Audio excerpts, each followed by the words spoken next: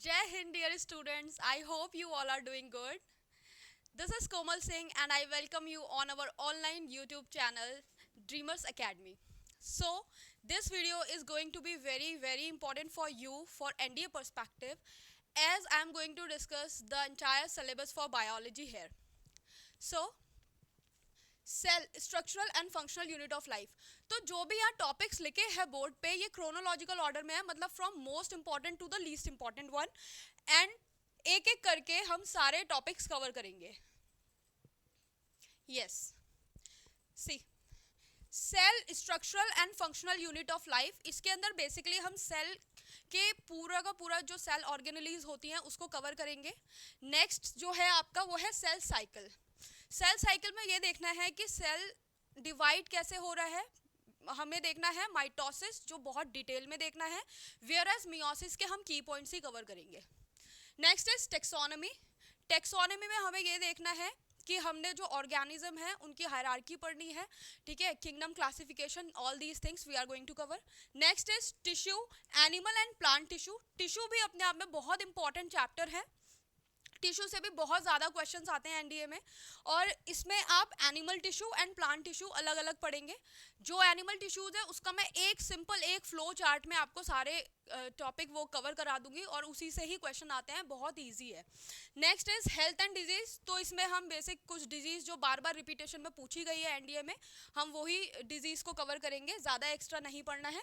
ये जो है एनिमल फिजियोलॉजी, ये बहुत अपने आप में एक पूरा बहुत लेंदी टॉपिक है, क्योंकि इसके अंदर हम कवर करेंगे क्या, सारे के सारे आपके सिस्टम्स, लाइक नर्वस सिस्टम हो गया, सर्कुलेटरी सिस्टम हो गया, डाइजेस्टिव सिस्टम है and respiratory system, reproductive system. So ये सारे के सारे सिस्टम्स हमें कवर करने हैं, साथ ही में हम एंडोक्राइनोलॉजी भी कवर करेंगे इसमें।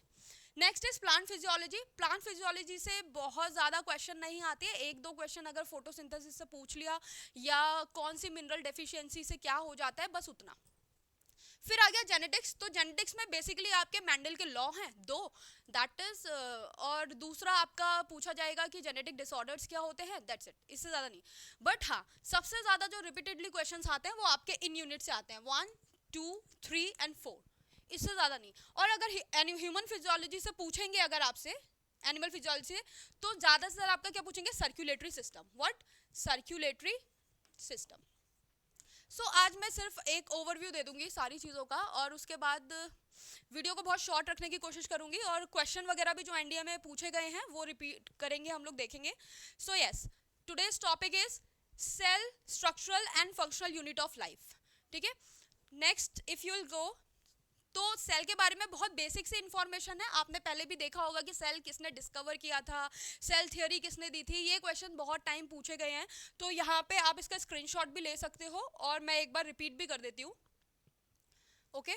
तो cell was discovered by Robert Hooke. तो रॉबर्ट हुक ने इसको डिस्कवर किया था, किसमें देखा था इन्होंने, डेड सेल में देखा था, कॉर्क में देखा था, ठीक है। उसके बाद जब माइक्रोस्कोपी की एडवांसमेंट आई तब इन्होंने ल्यूवेनहॉक जो थे, तो ल्यूवेनहॉक ने देखा इसको माइक्रोस्कोप के अंदर। तो ल्यूवेनहॉक ने देखे लिविंग सेल्स देखे इन्होंने माइक्रोस्कोप के अंदर। नेक्स्ट अगर देखोगे आप रॉबर्ट ब्राउन, तो रॉबर्ट ब्राउन ने न्यूक्लियस डिस्कवर किया था। नेक्स्ट इज श्लेडेन एंड शुआन दोनों ने मिलके ही, दोनों ने अपना इंडिविजुअल क्या करा था, रिसर्च किया था, जिसमें श्लेडेन ने अपना देखा था एनिमल सेल को स्टडी किया था, एंड शुआन ने अपना प्लांट सेल को स्टडी किया था। फिर बाद में दोनों ने कंबाइनिंगली अपनी सेल थ्योरी दे दी थी। नेक्स्ट आ गया आपका रुडोल्फ विर्चो ने ये बताया कि एक सेल से दूसरे सेल बन रहे हैं, मतलब cell arise from a pre existing one. जैसे आपका ये एक सेल है, इसी से ही आपका दूसरा सेल बनेगा, and the process is called as mitosis, ठीक है। अगर हम हायर ऑर्गेनिजम्स में बात करें तो माइटोसिस, अगर लोअर ऑर्गेनिज्म में बात करें तो फिजन के थ्रू होते हैं, और मल्टीपल प्रोसेसेस है, we will see later it on. तो इसका एक फटाफट से स्क्रीनशॉट ले लो। नेक्स्ट जो है आपका प्रोकैरियोटिक एंड यूकैरियोटिक सेल्स, यहाँ से बहुत ज़्यादा क्वेश्चन आते हैं, और मतलब बहुत घुमा घुमा के क्वेश्चन पूछे जाते हैं प्रोकैरियोटिक एंड यूकैरियोटिक सेल से। सो ये इसको बहुत अच्छे से देखना, ठीक है। सबसे पहले आपका क्या है, प्रोकैरियोटिक सेल। प्रोकैरियोटिक में क्या आ गया आपका, प्रिमिटिव टाइप के ऑर्गेनिज्म, मतलब ओल्ड टाइप के ऑर्गेनिज्म जो डेवलप नहीं हुए हैं, ठीक है। सो यहाँ पे आप अगर देखोगे प्रिमिटिव और कैरियन का मतलब होता है न्यूक्लियस। बेसिकली हमने न्यूक्लियस के बेसिस पे इसको क्या किया है, डिवाइड किया है, जिनके पास ओल्ड टाइप का न्यूक्लियस प्रेजेंट होता है। और आई मस्ट से दैट, मैं इसको करेक्ट करती हूँ कि ओल्ड टाइप का नहीं, इनके पास न्यूक्लियस क्या होता है बेटा, एब्सेंट होता है। न्यूक्लियस क्या होता है, एब्सेंट होता है। न्यूक्लियस की जगह पे इनका, जैसे ये देखो ये सेल है, तो इनका जो जेनेटिक मटेरियल है एक पर्टिकुलर एरिया में कंडेंस पड़ा रहेगा, आप से बोलोगे न्यूक्लियोइड, ठीक है। सो न्यूक्लियोइड प्रेजेंट होता है इंस्टेड ऑफ द न्यूक्लियस, ठीक है। इसके बाद आप देखोगे डीएनए, डीएनए इसका नेकेड होता है, DNA is naked, DNA is naked, मतलब कोई भी आपको हिस्टोन प्रोटीन्स नहीं दिखेंगे, कोई भी मेम्ब्रेन इसके बाहर नहीं है। Next is organelles. ऑर्गेनेलिस की अगर आप बात करोगे तो सीधे क्लिक करना चाहिए कि यहां पर आपकी membrane bound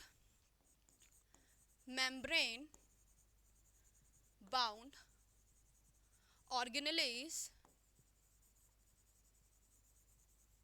are absent। Membrane bound organelles इनके पास एब्सेंट होते हैं। ये बहुत बहुत इंपॉर्टेंट पॉइंट है, सीधा पूछते हैं, ठीक है। कोई भी मेम्ब्रेन बाउंड ऑर्गेनेलीज जैसे माइटोकॉन्ड्रिया हो गया, ईआर हो गया, गोल्गी हो गया, ये आपको ऑप्शन में दे रखे होंगे और पूछेंगे कि कौन सी ऑर्गेनेली आपकी कहाँ प्रेजेंट, मतलब प्रोकैरियोट में प्रेजेंट होती है या कौन सी एब्सेंट होती है। तो इस तरीके से सिंपल सिंपल से क्वेश्चन बनते हैं, ठीक है। नेक्स्ट आ गया आपका रिप्रोडक्शन। भाई रिप्रोडक्शन इसमें किसके थ्रू होता है, फिजन के थ्रू होता है। किसके थ्रू होता है, फिजन। जो जितने भी आपके बैक्टीरियाज हो गए, ये लोअर ऑर्गेनिजम्स हो गए, ये क्या करते हैं, आपका फिजन करते हैं, ठीक है। बेसिकली अपनी ही बॉडी को मल्टीपल पार्ट्स में या फिर बाइनरी यानी कि 2 पार्ट्स में डिवाइड कर लेते हैं। इस तरीके से अपने सेल को डिवाइड करते हैं, ओके। नेक्स्ट आ गया आपका राइबोसोम्स। राइबोसोम्स कौन से टाइप के होते हैं, अगेन वेरी वेरी इंपॉर्टेंट, ठीक है। राइबोसोम कौन से टाइप के होते हैं, तो राइबोसोम को मैं आगे डिटेल में बताऊंगी वैसे भी, तो फिलहाल के लिए आप यहाँ लिख लो राइबोसोम आपके 70S टाइप के होते हैं। 70S टाइप के आपके राइबोसोम्स प्रेजेंट होते हैं। नेक्स्ट आ जाते हैं हम लोग यूकैरियोटिक सेल्स पे। यूकैरियोटिक सेल मतलब eu means true and karyon मैंने आपको बता दिया कि न्यूक्लियस। यहाँ पे ट्रू टाइप का न्यूक्लियस प्रेजेंट होगा, ठीक है। ट्रू टाइप के न्यूक्लियस का मतलब क्या है कि न्यूक्लियस इसका मेम्ब्रेन बाउंड होगा, प्रॉपर हिस्टोन प्रोटीन से बाउंडेड होगा और अच्छे से पूरा सेल स्ट्रक्चर बना होगा, ठीक है। टेम्पररी टाइप का नहीं है। ये है आपकी सेल, और सेल के अंदर आप देखोगे यहाँ पे proper nuclear membrane is present, nuclear membrane, proper nuclear membrane is present. और इसी न्यूक्लियर मेम्ब्रेन के अंदर आपको क्या मिलेगा, आपका जेनेटिक मटेरियल मिलेगा। तो DNA is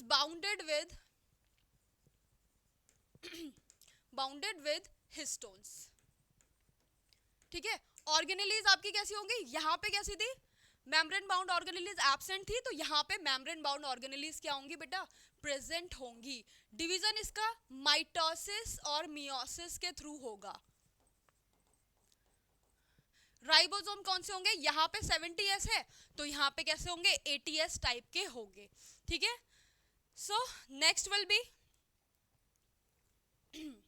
O yes, next आपका है क्वेश्चन, ये एनडीए का प्रीवियस ईयर क्वेश्चन है, ठीक है। अब आपको आइडिया लगेगा कि कितने सिंपल क्वेश्चंस आते हैं। सी, जो वेटेज रहता है ना आपका बायोलॉजी का, वो 10 क्वेश्चंस का रहता है, ठीक है। And each question carries 4 marks, तो इससे आपको 40 मार्क्स का एडवांटेज मिलता है। बट क्या है कि बायो में बहुत कम इंटरेस्ट रहता है तो नहीं करते, बट अगर आपने ये वीडियो सीरीज पूरा कंप्लीट करा, I make you sure that कि बहुत आराम से आप इतने सिंपल सिंपल क्वेश्चन कर लोगे। सबसे अच्छी बात यह है इस यूनिट की कि बहुत इजी क्वेश्चंस आते हैं, ठीक है। स्किप करना इट्स लाइक स्टूपिडिटी, ठीक है। तो यहाँ पे देखो एक क्वेश्चन है, अभी हमने कुछ करा भी नहीं फिर भी, ये पिछले साल का क्वेश्चन है। Which one of the following structure is not present in a prokaryotic cell. इतना इजी क्वेश्चन, मतलब प्रोकैरियोटिक सेल में क्या प्रेजेंट नहीं होगा, अभी मैंने बताया आपको। देखो यहाँ पे सेल वॉल प्रेजेंट होगी, सेल वॉल हम आगे कवर करने वाले हैं, you will come to know. Ribosome, yes ribosome हमने देखा था प्रेजेंट था, कौन से टाइप का था भाई, प्रोकैरियोटिक में राइबोसोम आपका 70S टाइप का था।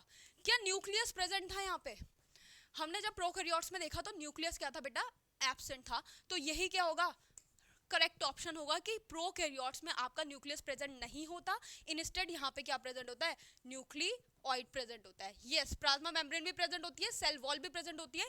नेक्स्ट इसके बाद हम सेल वॉल देखते हैं।